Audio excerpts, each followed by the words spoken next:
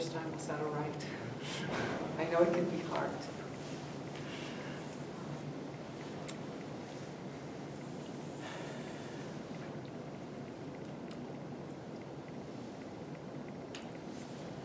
So listening deeply. We just sort of experienced that it's kind of not so easy. And at the same time, it's very there's something magical about it, and there's something that's not so easy. So, how many of you, when I suggested, just keep coming back to the breath, just listen to your own breath, and notice each time that you're no longer listening. Maybe show of hands of how many times you went out, like 20 times in a minute or something, 3 times, whatever, right? Is there anybody who feels quite convinced that they were 100% with the breath? I'm just asking. It will be a little atypical, but all right. So it says something, right? If I can't even listen to my own breath, what can be more fascinating than my own breath? It's like, no, it sounds, sometimes, well, my breath, it's so boring, it's my breath, right? But it's what keeps us alive.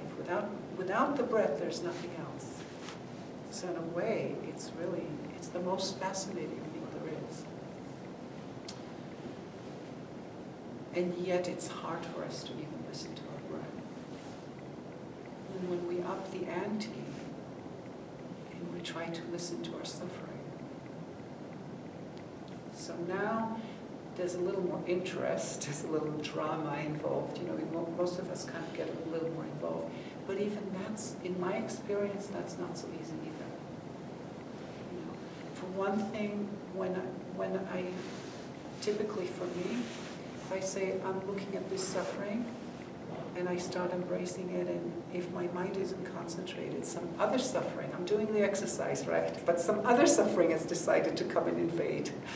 So it's interesting, the mind doesn't like to stay there. And then there is this whole thing that we don't want to touch our suffering.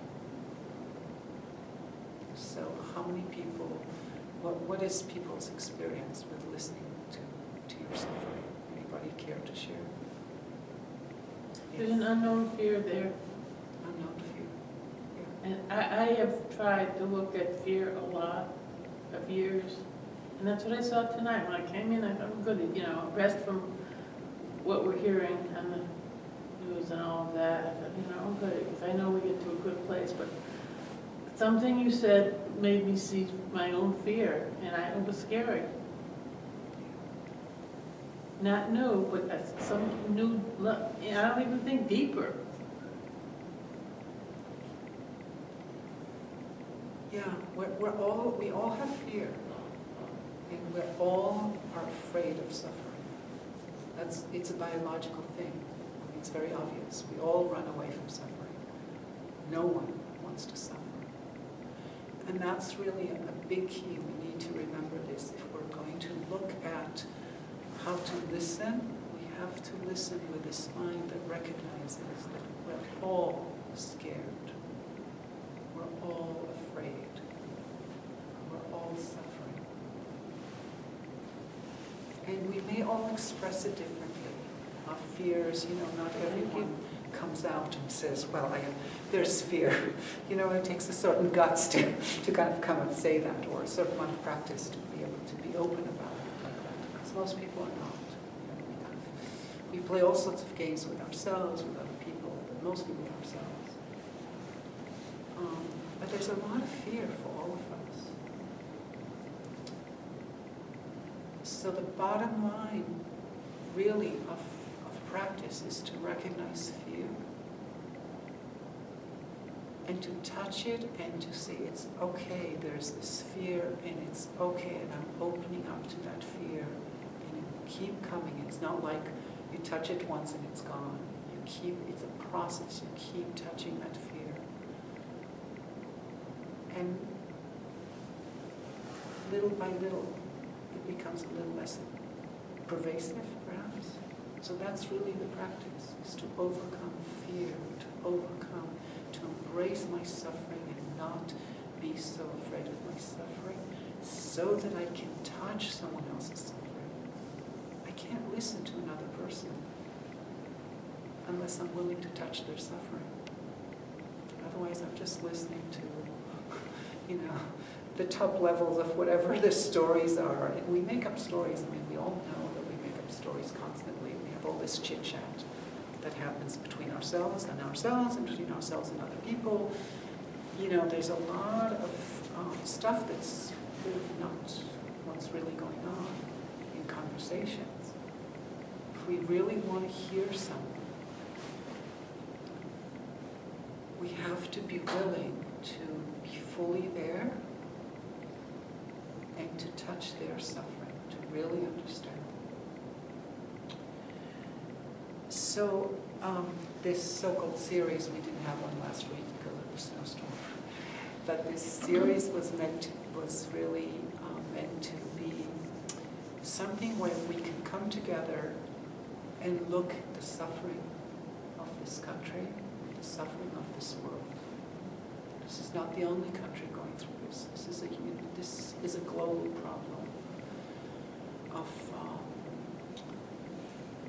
we're all getting more and more extreme in what we want. Not necessarily that what we want is extreme, but the extreme is in our lack of tolerance to what others are seeing and the fighting. And I really believe that the only way to resolve this is to be able to listen to other people. And it's not to listen to them so that they can convince me that, well, if the Federal Reserve only did this, this, and that, then we will all be happy. I don't know. Maybe they're right. I don't know. But I'm not in control of the Federal Reserve or much else. So the question is, how do I listen to what people say and see beyond, say, the politics? I mean, let's be honest, politics is it's very up for us. It's very present for us. How can we create situations where we can come together and see each other as human beings who are suffering with pain and joy, and not just as people who have political views or even behaviors that we don't like. It's very powerful. People behave in ways we don't like. I get that. Sometime in September, I went to an auto repair shop, and the guy started showing me something under the car, which of course I did not understand, because it's just not my nature to understand things about cars. And he started saying, well, he didn't like the fact that I didn't understand what he was saying. He was getting frustrated. And what I got was, well, you're not one of those Hillary people, are you? Okay, I'm not sure how that relates. My immediate reaction was, it's like, what's that got to do with a fucking car? It's like, this is like absurd. But the reality is that he was frustrated with my inability to grasp what he was wanting to show me. Of course, I really didn't care what he wanted to show me in the car, but let alone the politics, granted. I just wanted to fix the car, tell me how much it will cost, how long it takes, and I really didn't need the explanation. But that wasn't what he was expecting. So we build frustrations and then other things come up. Now, I don't know this guy, and I don't want to make excuses. And it doesn't really matter. All that matters is, here I went somewhere and I got slammed, so to speak, with the opposite. And immediately I shut down. I don't want to hear it. It's like, you don't want to go to the supermarket, to an auto repair shop, to wherever, and start having arguments with people. It's just not what we want to do. And of course, the other thing that comes through my mind is, well, this is a hopeless case. Can't convince him, what's the point? So, we all go through that constantly. This dismissal, I just won't deal with it. What I'm suggesting is, yes, we can deal with it because we can't convince other people. Occasionally, maybe. It's just not going to work because we're all taking different worldviews, different ideas, different desires. And I hate to say, because it will sound like I'm promoting something different, but we are actually taking so-called different facts. Okay? It's not that one set of facts is reality and the other one is alternative necessarily. It's just that we choose to pick different things. We perceive things differently. We have different backgrounds, different cultures. So we see things differently. We can't immediately convince people of our points of view. We don't need to either. But if we can come together and talk about our suffering, if we can see the other person like they are me, suffering, they have different ways out of their suffering, ways that I don't, that might create suffering for me. Okay? So if your way out of suffering is to, I'll take the Federal Reserve as a little bit more neutral, right? So if your way out of suffering is to have the Federal Reserve increase the interest rates, but that will really harm me because I'm looking for a mortgage. Okay, it's very good for you because you have savings, so you want that. But it's not good for me because I'm looking for a mortgage in the next few months. And if all we're talking about is the interest rates, well, there's nothing to talk about. Because I'm coming from the place where I need a mortgage and you're coming from a place where you need your retirement savings to give you some money. It just doesn't work. One of us is going to, quote unquote, lose. It's just the nature of it. But is this all there is about me? My mortgage? My desire to get a mortgage at a certain interest rate? Surely that can't be the case. Is all that exists in the other person is the desire to have higher interest rates in order to make more money on their savings? I doubt it. Okay, so what else is there? So, we tend to do this thing, let's talk about the weather. And that never seems to work because all it does is it creates polite conversation. And we're all very good at this, both in England and in New England. We're very good at the weather. We talk about the weather like it's a way to sort of talk about something neutral. And I'm suggesting that we need to start doing something exactly the opposite of the weather. We need to start to come together and talk about our suffering. What am I afraid of? What are my hopes? And then to be able to listen to that fully. To understand that other people's hopes and other people's fears are not mine. It's like when a child tells you, I'm afraid of the ghosts. And you say, well, there are no ghosts. It doesn't help. But also it's not relevant because your compassion for a child who's afraid of the ghost is not dependent on the ghost existing or not existing. Right? It only depends on the child being scared of the ghost. Our compassion is not about whether it's realistic or not. Our compassion is about this is what you feel. So to come together and to start sharing our stories, not about politics, but about who we are, in communities, so we hear each other and we start to understand. that we all share the same things. And then when politics starts coming up, when those interests start to come up, it's a lot easier to not hate each other.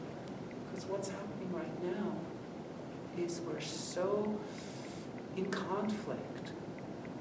I have a friend, I was at her house, and then she is a very, I am not a Trump supporter, just for clarity's sake. You know, I mean, not that I think it matters necessarily, but it just happens to be my bias. And this friend is a Trump supporter. And this is probably about a month and a half ago, and I'm sitting in her kitchen, and suddenly I'm, you know, and I'm sure I do this too, by the way. I'm not trying to blame other people. But suddenly the subject comes up, and I'm getting this whole tirade, and it really doesn't matter what to me feels like a tirade, actually, I should say, about everything that's wrong with this and that and the other, and, you know, the Hillarys and the liberals and the Democrats, et cetera, and, you know, you can imagine that I have opinions that are probably just as strong about at least some of the Republicans. Okay? So it's not about not having opinions. And I've noticed what was interesting is I have kind of done my best to avoid this person for a while. And then after this incident, I'm noticing, oh, damn, I should have avoided her. And then I'm going, no, this is wrong. This is not the way to go. Because then we're avoiding everyone, and then what's going to happen? So some people right after the elections went, oh, well, we can split the country into two, and we'll have this part, and you'll have this part. And what will happen?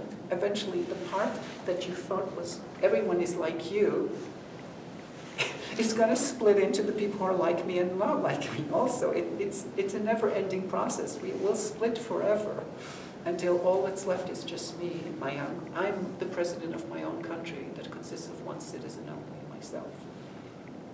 Because there's always people who don't agree with me. So we have to start listening and start to come. I know we know this theoretically, but start to touch this stuff that's not about what you want to do with the so-called interest rates. Again, I'm just using the interest rates because it's a little less inflammatory. If I used anything else, with all the subjects that are ripe right now, it just revs us up too much. But it's not all that different. So how would you have a different meeting with that friend? How would you do something different? Well, right there and then, I just sort of listened, and I said to myself, okay, I'm going to give her the space to what really it felt a little bit like ranting, because she knows what I think. You know, I mean, it was she needed to have an explosion. She needed to vent out how uncomfortable she is with whatever, and it was actually a very good lesson in a way for me. I honestly did not agree with a single word. Did you feel loving by listening that way? Yes, I tried, and there were moments when I was like, and there were, you know, and I just kept observing that and said, let go, embrace it. What I wasn't able to do right there and then is to ask questions, because there was too much angst in me. And the trick is really to say, to come to it with curiosity. So to say, can you explain to why, what is it? But without judgment. The problem is we can often, can you explain to me why you think that? And it's very obvious that they, you know, that basically you're telling them, well, you're bullshitting. So what about this? Just, you know, as I'm picturing knowing somebody and how they think. She knows you. She knows how you think. So what about saying, I could never think of this if I were there in that situation. What about Trump is it? What makes you feel so safe? Well, like, for instance, if you said that to her and the idea that, well, you know, we need a businessman, okay? Whatever she came up with. Because here's my thing, Avi. she really felt loved, and she feels desperate in order to go on and on in a friendship where she knows that you don't need to hear the spin. So she is desperate in some way, and you gave her the loving listening. That's all I see. I think when we ask a question like, what makes you feel safe with Trump? I think you basically, you've got it's not even a time bomb. You've just lit the bomb. So But wouldn't she be hold on. thinking about her own inner The thing is to expansion? ask other questions. What's behind that? So let's assume that she feels safe with Trump. I don't Okay. know if she does or Okay, doesn't. okay. Like I said, I didn't explore it. I didn't do all that well. And actually, interestingly enough, she kind of called us the next day and she said, I'm so sorry, I did this. So, which was very nice. But anyway, the thing is, if I ask someone, what makes you feel safe with Trump? If I said to you, safe. hold on, if I, So safe. so safe. If I said to you, if I said to someone, if someone said to me, what makes you feel so safe with Hillary? What do you think my answer would be? It would be like, I don't want to talk to you. I don't want to give you an answer. I don't even know what the answer is. It's not, the thing is to go beyond, past that, ignore the politics and start exploring what makes you feel, but you can't say to someone, what makes you feel unsafe in the middle of a political discussion, right? So the thing is to, when you're in a political discussion, you're kind of screwed already. Yeah. Okay, excuse my language. But the point about listening deeply is to listen deeply to other things, so you start to understand what is it that makes this person feel so safe with Trump, so you don't need to ask that question. This is, and it's hard because this is where we all have to experiment and try, and we will fail and we will do it wrongly, but then we'll start understanding what needs to be, what we need to explore. So let's go back to the interest rates. And I'm doing this because it's really, it's so explosive with the actual politics and with the personalities on top of them. Okay. So if we're looking at interest, and if someone says to me, well, I want these interest rates to go back to 5%. And I'm like, oh, you know. So the thing is, it's exploring, you know, it's like it's a little easier with that to say, well, what is it that you need with 5%? But the thing is, how do we explore what are your financial needs? And then the other person can hear, oh, but this financial needs is for a mortgage and this financial needs is for savings. So we can see that actually the needs are the same. In either case, the need is for financial security. So I don't think that asking directly what makes you feel so safe with Trump in office is a useful question. I think the thing is to then say, okay, so we apparently clearly don't agree about politics. Let's talk about our childhoods. Let's find out what our suffering is, not about Trump, because it will come up eventually, and then you start to understand, okay, this is what. And I don't have to understand. You see, I think there's a big myth about we have to understand the other person completely, their point of view. I only have to accept that they're suffering and have a desire to help.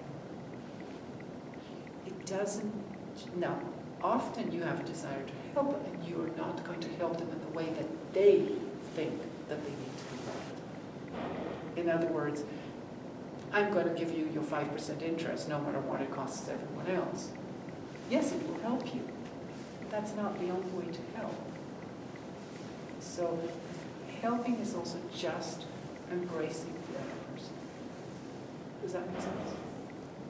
Yeah. So sometimes we get very analytical about it, and we try to fully understand the whole story. I don't know if that's necessary.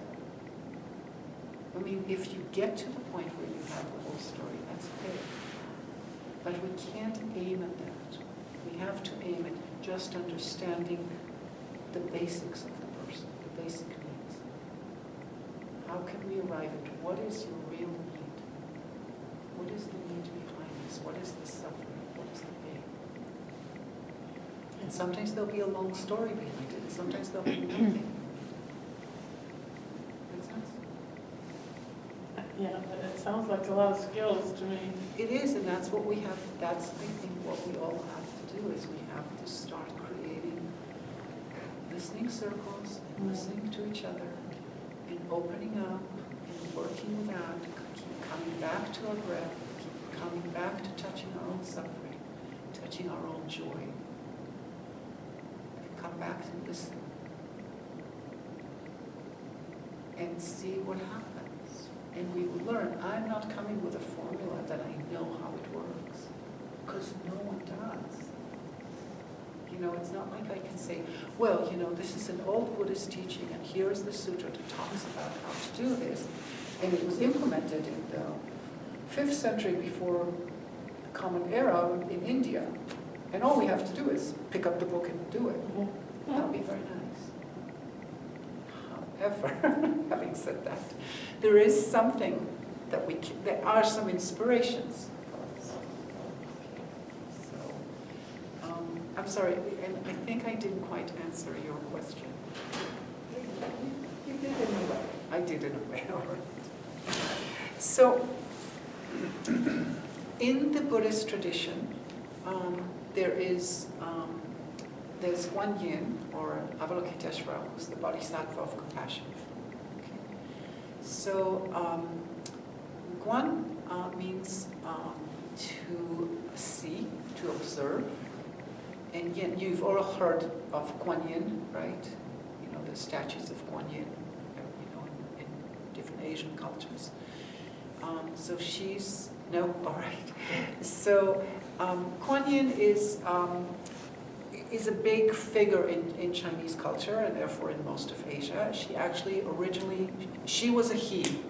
She's the first historical transgender person. Okay, she's actually a mythological person. In India, he was called Avalokiteshvara. My Sanskrit's not very good. That's why I'm dissecting the name in Chinese.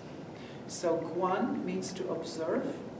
Like you have big eyes on top of, like a stork landing with big eyes observing.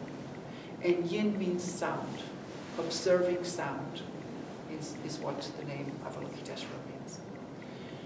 Often it's translated, we say that she hears the cries of the world, but actually the name says to observe, so it's very interesting, the difference.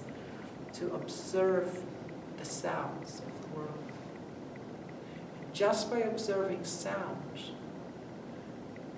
that is the embodiment of compassion. So, so let's look for a second on some of the qualities of Avalokiteshvara. We evoke your name, Avalokiteshvara. We aspire to learn your way of listening in order to help relieve the suffering in the world. You know how to listen in order to understand. We evoke your name in order to practice listening with all our attention and open-heartedness. We will sit and listen without any prejudice. We shall sit and listen without judging or reacting. We will sit and listen in order to understand. We will sit and listen so attentively that we will be able to hear what the other person is saying, and also what has been left unsaid.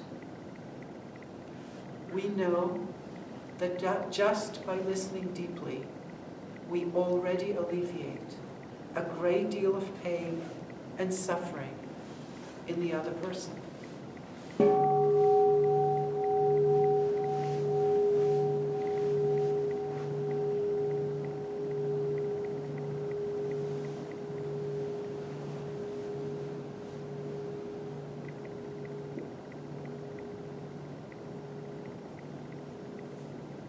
So there's a quality of listening that comes through. So how we listen to people is often much more important than the questions we ask them. And it's also important for our own state of mind. How can I listen without judging or reacting? To sit and listen without, as if I am. Can I create a Buddha space within me and listen as if I was a Buddha, as if I was Avalokiteshvara, Bodhisattva of compassion? Not because I have so much arrogance to think that, oh, I am the Bodhisattva of compassion. If I listen to you, all your problems will disappear. No, I don't think that's very likely. But to create that space, mostly for myself, and then for the other person. So when I'm sitting at my friend's kitchen, I'm taking care of myself. Because if I don't, it's going to get into this fist fight, basically. It's like, but then if I can, and sometimes it's very interesting, we think, what a person's saying is not really their heart, it's not their real suffering. That's their choice, but it often really is. It's just masquerading in whatever it is. So a few years ago, it's 4 years ago, actually, I was on a retreat in Auschwitz, and we're about 100 of us, and it's a retreat that happens every year. It's led by a guy by the name of Bernie Glassman, who's fairly famous in the Buddhist world. He also does retreats in the streets, to be a homeless person for a week. So we go to Auschwitz, different people from different backgrounds, German, Jews, someone from Rwanda, for example. There were 3 Palestinians in this retreat, different people from different countries, different backgrounds, different motivations of what their connection is with this place. And the whole purpose of this retreat is to sit on the train tracks in Auschwitz and witness, 70 years later, to witness humanity, for good or for bad, and to come in touch with all sides of this crazy place we call Auschwitz, which is not different than the rest of the world, quite honestly. I mean, the place is it's quite a place, I will say that. It's not a pleasant place.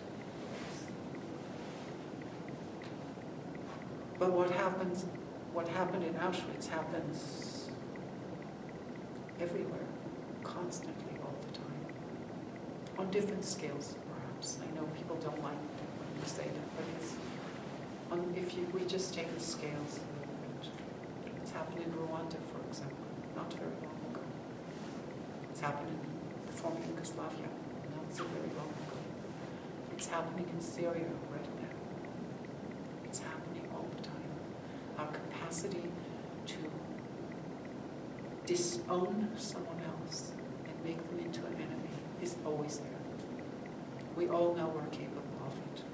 We'd like to think that it's not, I can't do it, but we have to work on that. So this is a retreat where really we're all coming to do the work of listening, observing, and listening to each other, and embracing each other. So one evening we had a circle, and discussion, and there were certain rules for the discussion. It really doesn't matter. There's something called council-style discussion, whatever. And at one point, this one Palestinian guy went in to speak, and he chose to stand. So this is, again, cultural differences. And he spoke about, oh, it's very nice, Auschwitz is very important, but we should look at not what happened 70 years ago. We should look at what's happening currently. And we all understand what he's saying. He's coming from Palestine. He's talking about the sense of Holocaust in his own country. And of course it's very complicated because his sense of Holocaust is perpetrated. His perception of Holocaust is perpetrated by the descendants of the people who came from Auschwitz. It's a very difficult thing. And it became a little political. And the way he presented it. He stood and he kind of apologized at first for not sitting like everybody else. He said, well, I'm used to speaking standing. And the whole thing created this incredible angst amongst all of us. And we felt like, and then people started, well, he's not a baby, he basically did not speak what we consider to be speaking from the heart, but maybe for him, he did. And it was amazing to see a room of 100 people who are dedicated enough to take time off from their lives, paying money, and come to Hotel Auschwitz, right? Not the most pleasant place to be in. So we're all coming there with a purpose of working towards embracing differences. And someone comes and doesn't act like the rules of the group do, and we became very weird.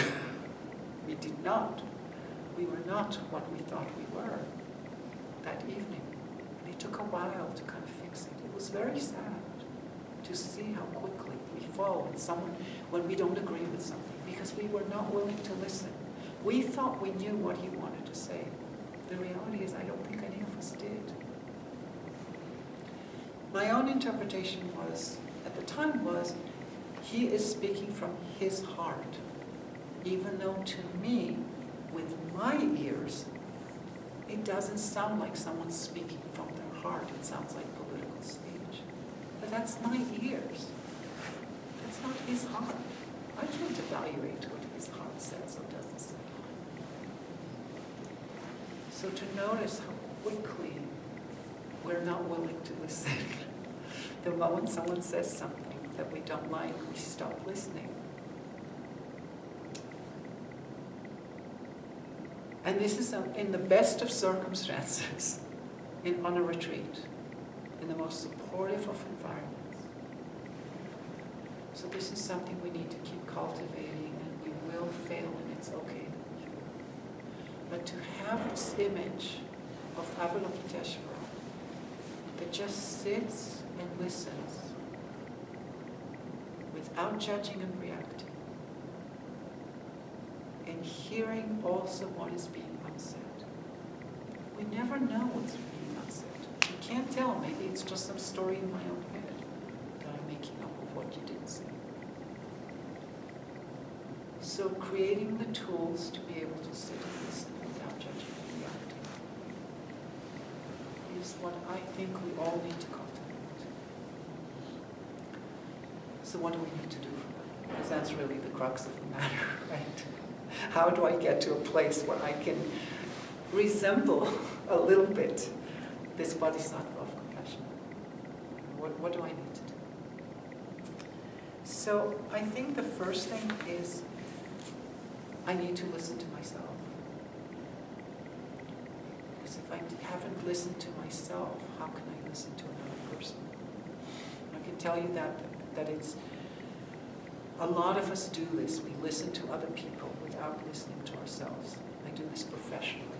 I'm an acupuncturist, I'm a healthcare provider, and we develop a skill of being there and listening, but we're really not necessarily. Well, we might be there for the other person, but we're not there for ourselves. It's very common for healthcare providers to do that. So this is not about putting on a show or developing skills of listening. There's plenty of modalities that do that. Okay? In fact, mediators are probably the best people at that. Mediators come in with an agenda. You mediator, you smirking. Sorry, I didn't want to offend anyone.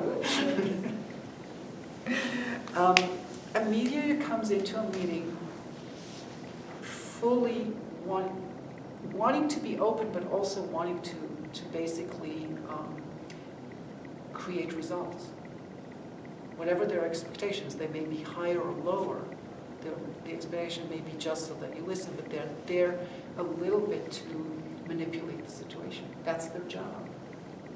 So they're good listeners, so they can hear what's being said, and they should give you a lot of space. But what we're talking about is working on ourselves to give space.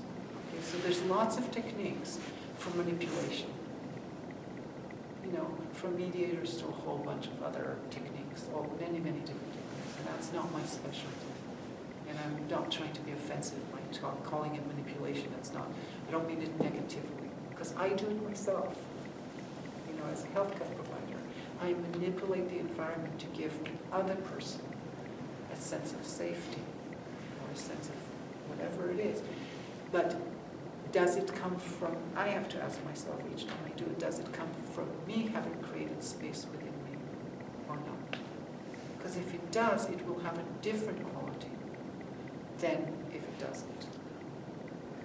So the purpose for all of us is to create the space within ourselves, not to manipulate the environment for the other person, to manipulate my own internal environment. So in order to do that, I have to create space within myself, which means I have to come back to my own breathing. I have to come back to listening to myself. So I have to do that in preparation to begin with. So if we were to have listening circles, we would all have to take 10, 20 minutes to just create space and listen to ourselves. We can't come into a listening circle and start talking. You have to come into silence first.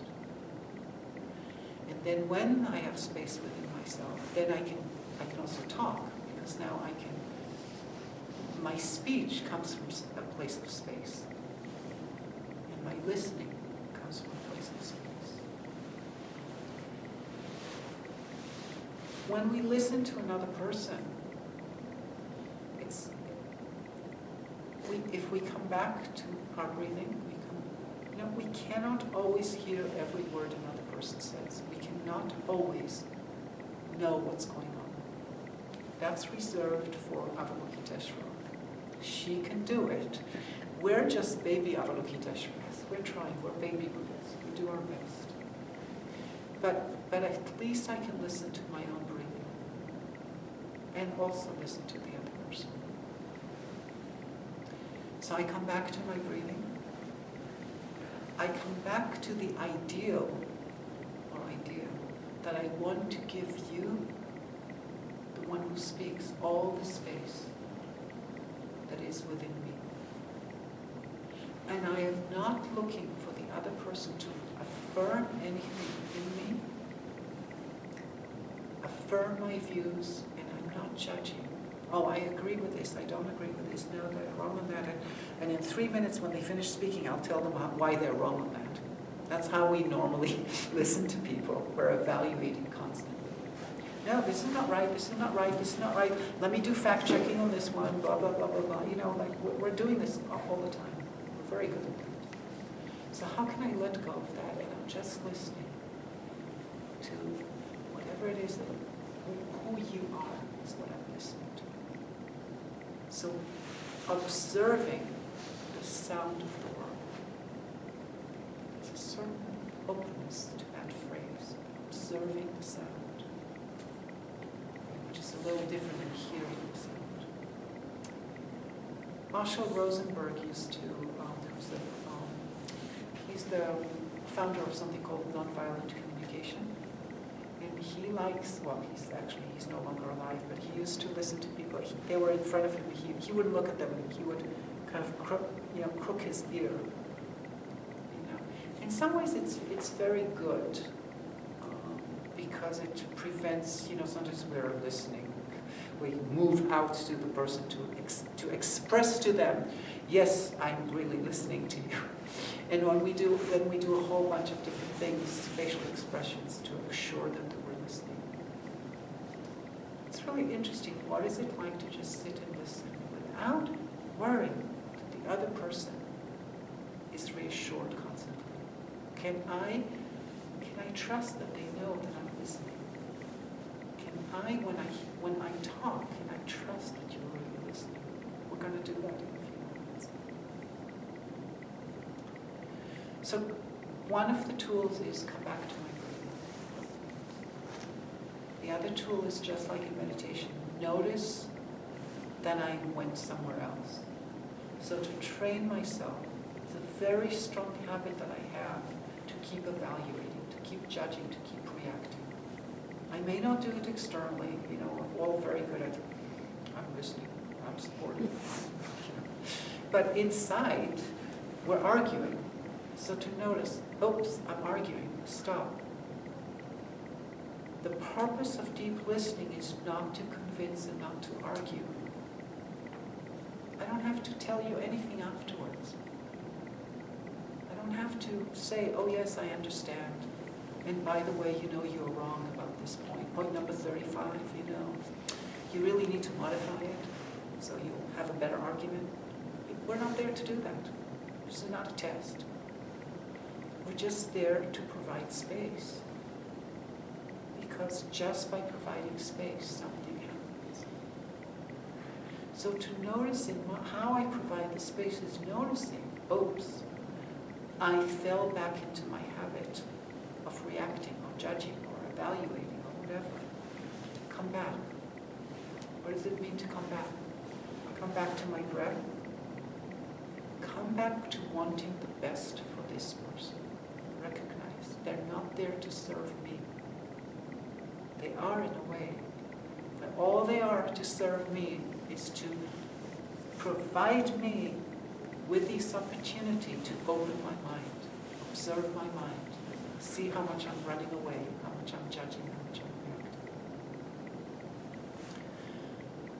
reacting. To notice that the Buddha had a phrase that said, wherever there is a perception, it is likely to be a misperception. The example, wherever there is a perception, it is likely to be a misperception. We perceive things, we're very convinced of them. The common example in India was when you see something that looks like a snake and you're very scared. But then when you come and you see it close up, you see that it's actually just a rope. We perceived it as something. We're always perceiving because our perceptions are usually not correct. So to just accept that, just be aware and ask myself, am I sure? Am I sure it's a snake? One of the great challenges for us right now, for those who are not in the Trump camp, is to ask ourselves, are we sure that we're really moving towards these holocausts that we feel like we're moving towards? Now we might be, but none of us really know. So the thing is, we become ineffective when we're constantly being afraid of the next step. And as we all know, the last 2 months have been quite full of events. So there's, for those of us who get scared of what is happening, that's been revving ourselves up. The question is, how can we create space for it to be there? Work towards what we want also. I'm not saying accept it, but how can you just be there and recognize it and not constantly be like this, revved up? So come back to ourselves. Then we can work to undo something that we feel very strongly needs to be undone.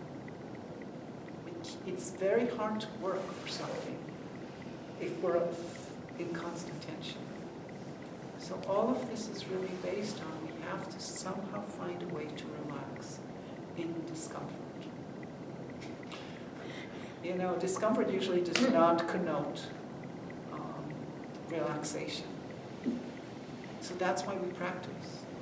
Breathing in, breathing out. Breathing in, I smile.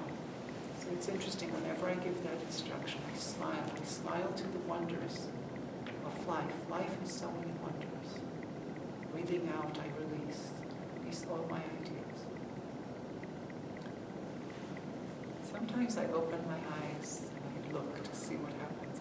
Very few people smile. We're so serious. But smiling doesn't mean it's funny. Smiling just means we accept. So I often talk about the fact that the Buddha lived 2,500 years ago, and the first thing the Buddha taught was there is suffering in life. And yet look at any Buddha statue out there, and the Buddha is smiling. It's not a smile of, wow, this is funny. It's not a Hollywood movie smile. It's a smile of, I accept it. I embrace it. I see your suffering.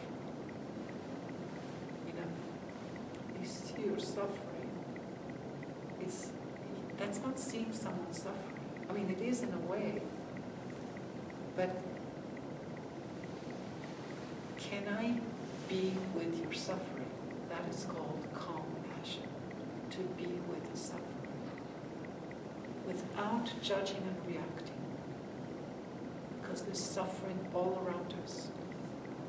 And the Buddha has not ended the suffering in the world. No one has ever ended the suffering in the world. There will always be suffering in this world. Greater magnitude, smaller magnitude, but there's always suffering. And how can I touch suffering and touch joy at the same time? So,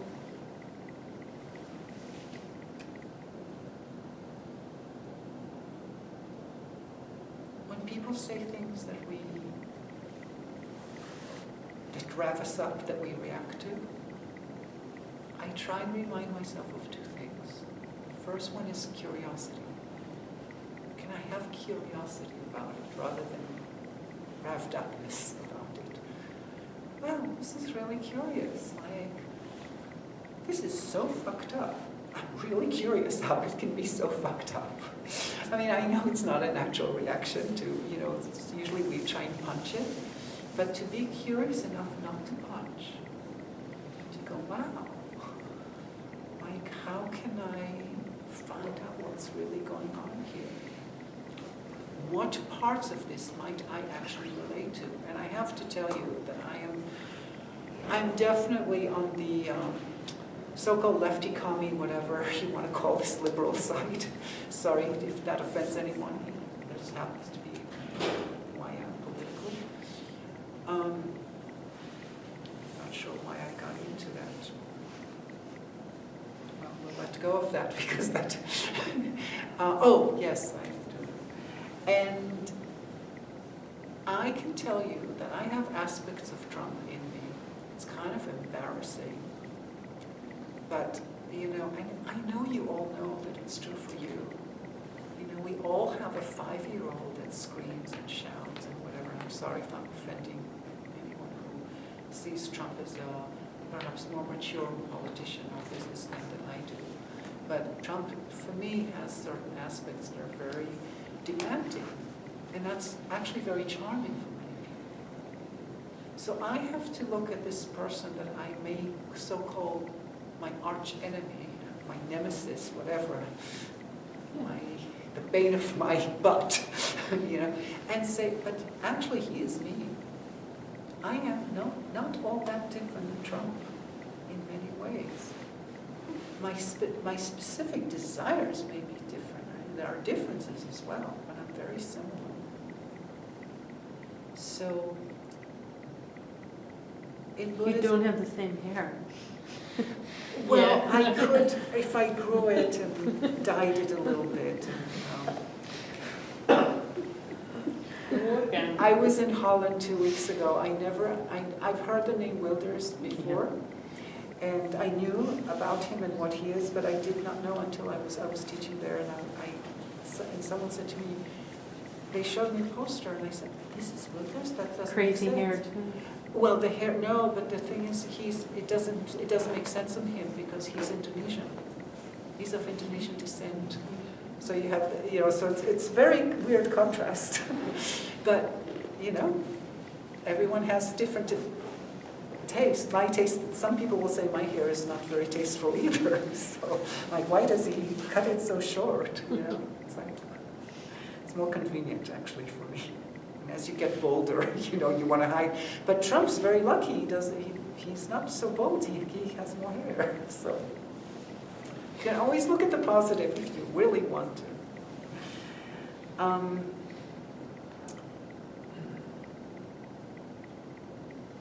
But in Buddhism, we say the left does not exist without the right. With a coin, there is no head, there is no tail without the other.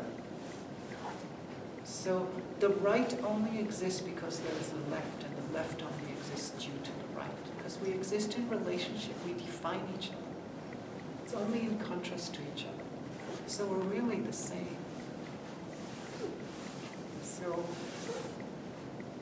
So these are a lot of ideas, and the whole purpose of the last hour has been really just to kind of create some space for what we're about to do now. Which is sit with another person. You don't have to stare at them. You don't have to do anything weird. Just sit with another person. Find one person to work with. And you'll have one person will talk and the other person will listen. And I will give you a subject, but if you don't want to use that subject, that's okay.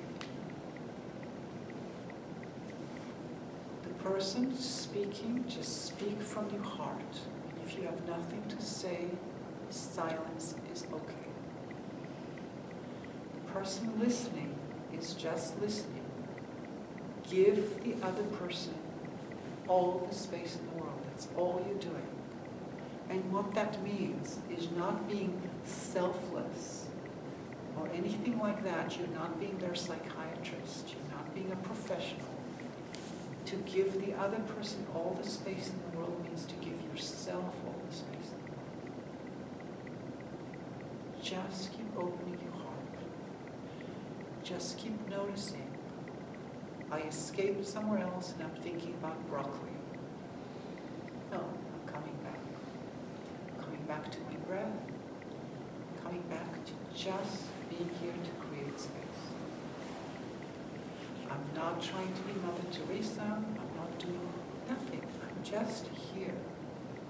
And I'm fully present within myself. And if I'm fully present, maybe, not maybe, I will be fully present for the other person. And how that will transmit, we don't know. We'll work on it. We'll find out. So get together with one other person, then we'll switch, and then hopefully we'll be able to do that 4 times. There'll be 4 opportunities before we end it, which is about 10 minutes. Okay? Don't face me, face each other. Face each other. Face it. Do it in any way you want, but Diane, do you find yourself? We stay about 10 minutes. We're ending in 10 minutes. I'm hoping to do 4 circles of talking. And you can isolate yourself from other people. Go to slight, so you don't feel overheard or something. Do you want to look at me? It's up to you. Don't have to. No, I So I'm going to invite the bell. Do you want me to look along? No, I would like if there's something that mind space. Would Greta please? Thank you very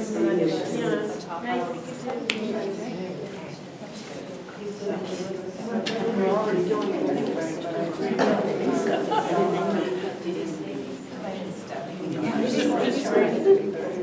Oh, we're doing it. That's what we're doing. Right, I'm just that in the key of D?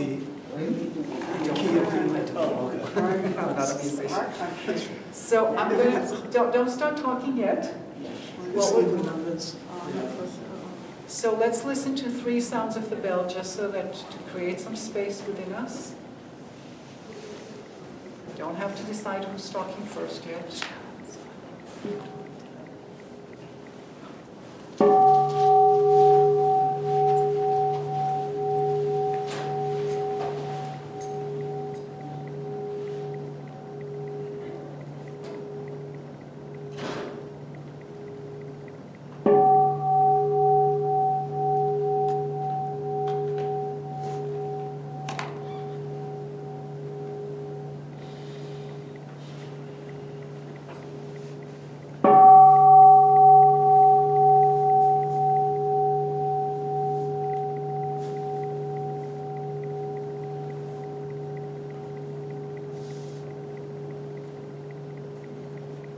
Listening to the bell, creating space within ourselves. Knowing we're here to just be here. To listen, to not judge, to not react, not to ourselves and not to the other person. To just together create infinite space. So choose who's going to talk first. It's going to be about 90 seconds, not very long. And your subject, should you choose to take a subject, talk about what brings you joy in life. What is miraculous for you in life? What is true joy?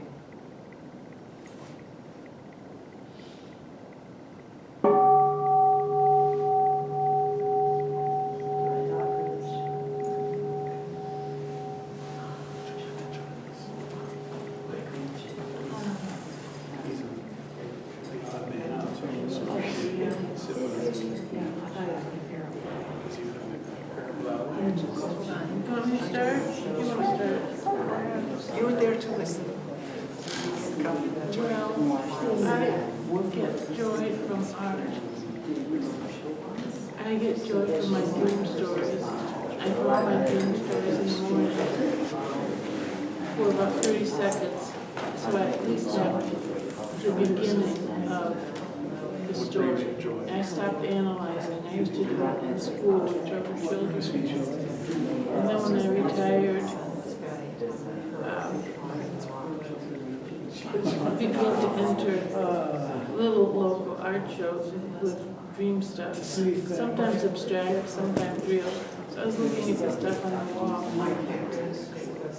But as much fun as my own drawing, my own dreams, is when somebody else decides to tell me a dream, or knowing that it's my hobby, will draw with me in my house. My kids, 2 of my grandchildren go to UNH, so they've been friends of mine. And it brings out the child in people. And it's funny and fun, and we don't analyze and do all that stuff. Your turn. Just, stop when you get tired. I said about 10 sentences. Your joy Being outside of me, especially on a sunny day. So wrap up. Sort of amateur. Wrap up the I've been first doing it for person. quite a while, so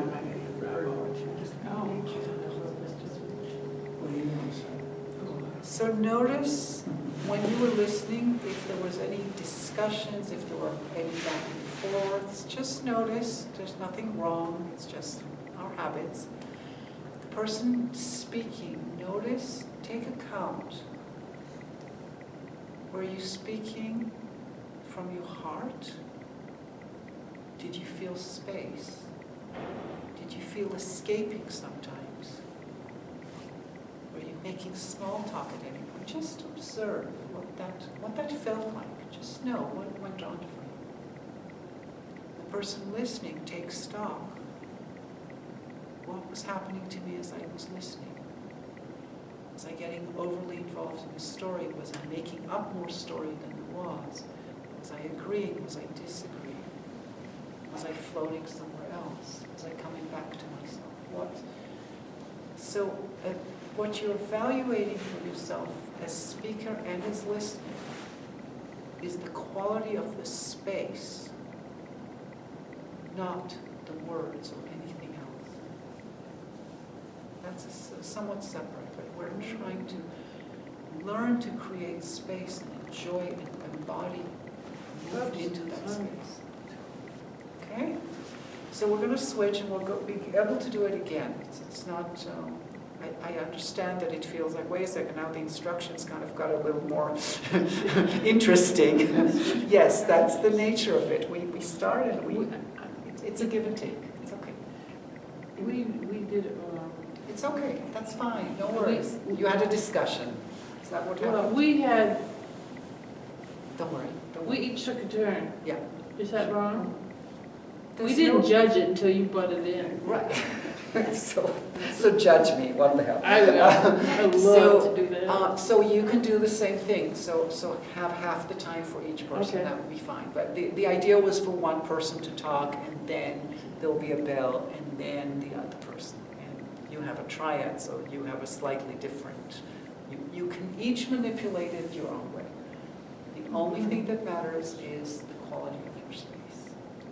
So if you were a listener only, you now become a speaker, and your subject is, what brings me joy? Your task is to only speak your truth from your own heart. And the listener, your only task is to create space and truly listen and truly be there, creating space within yourself.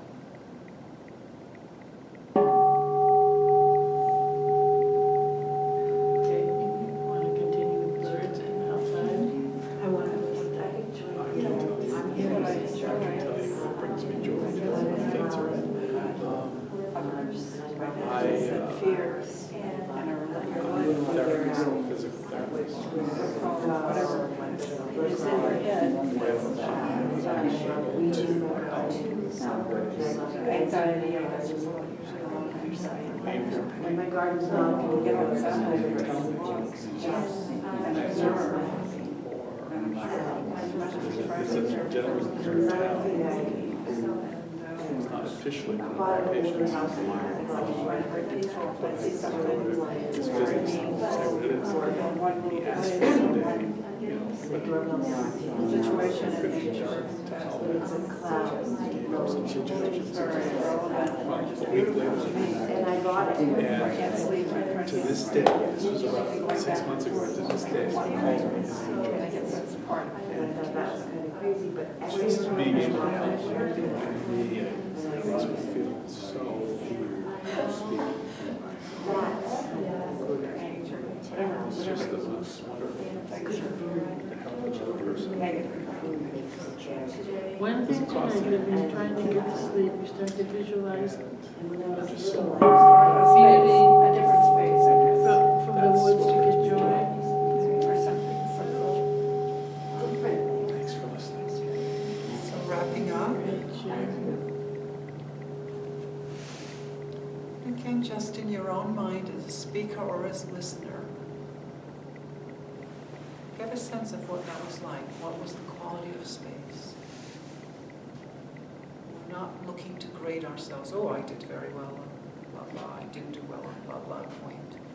Just noting. It's a learning experience. It's a training ground.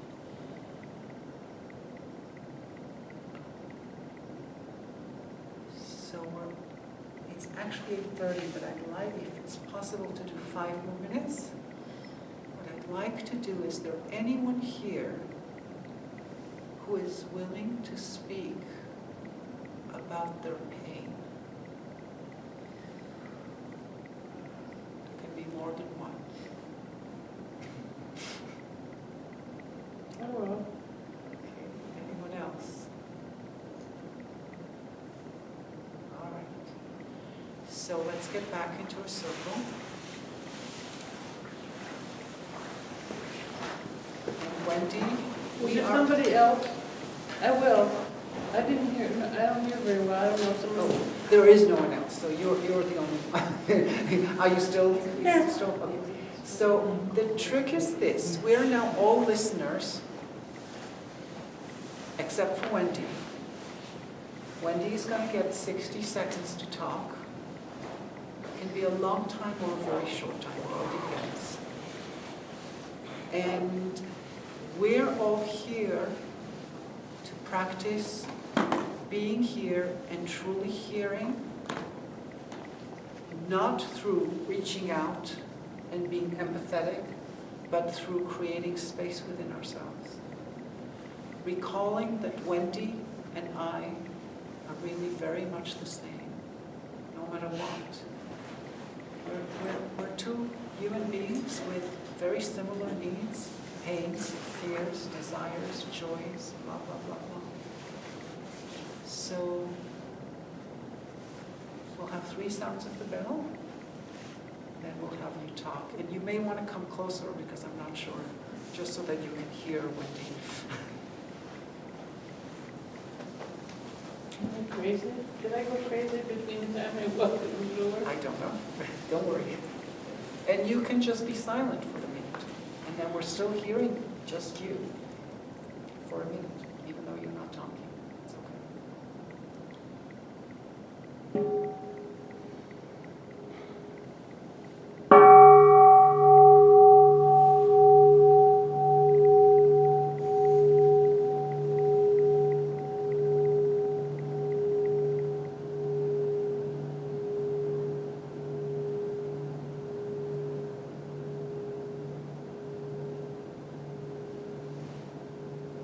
So from that space of listening to the bell, coming back to ourselves,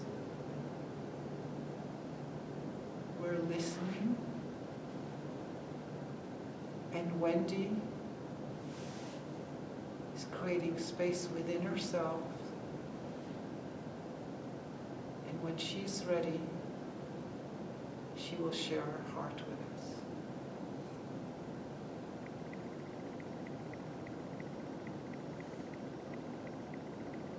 The topic is grief in America.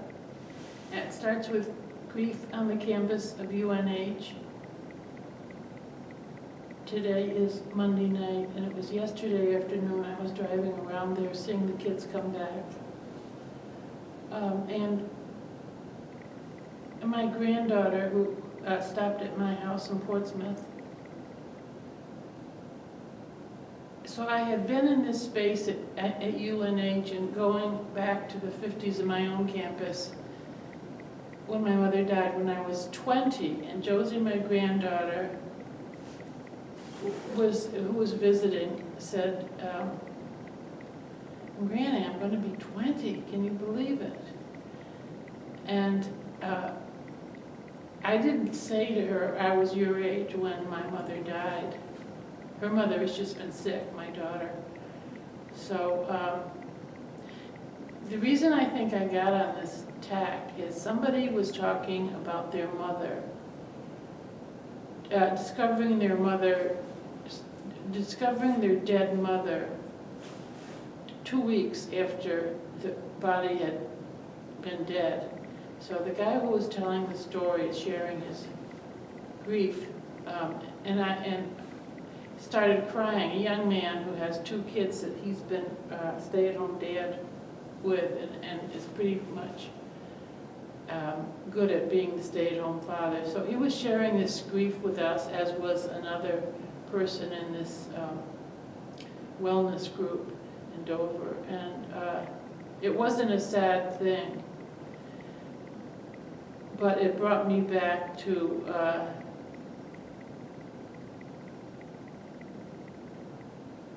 what happened in our neighborhood when my upstairs neighbor came down and said, my wife, let's have something for Cindy's mother who just died. So there's been a lot of death around me lately.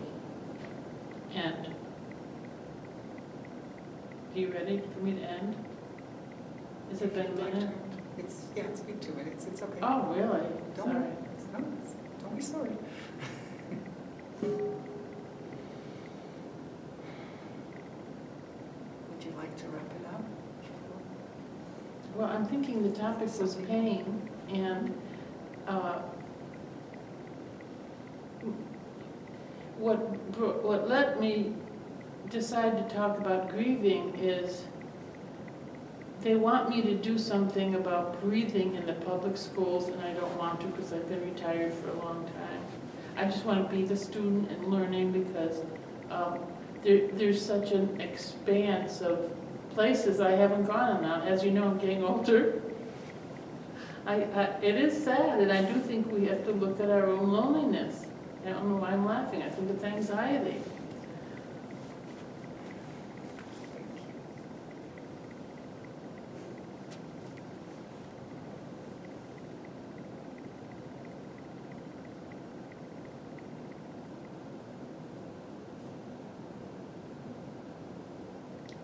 Thank you.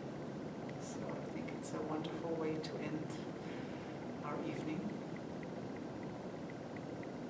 To notice what happens when we get a glimpse of someone's pain, someone's joy. And I'm really hoping that if we can do that, and we can keep practicing doing that with each other, and create opportunities, then I believe we can heal. I believe that something can shift. Because this pain, we all know this pain. We all know this pain. This is not only one day, it's all of us.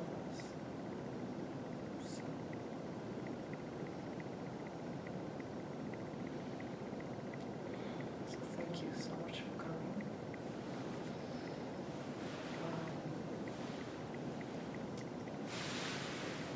I won't invite the bell again. I don't think it's necessary. I just want to remind people on April 1st, Saturday, we're going to have a day of mindfulness here from 9:30 to 1:30 or 2 o'clock, I'm not sure. If you'd like to come, please do.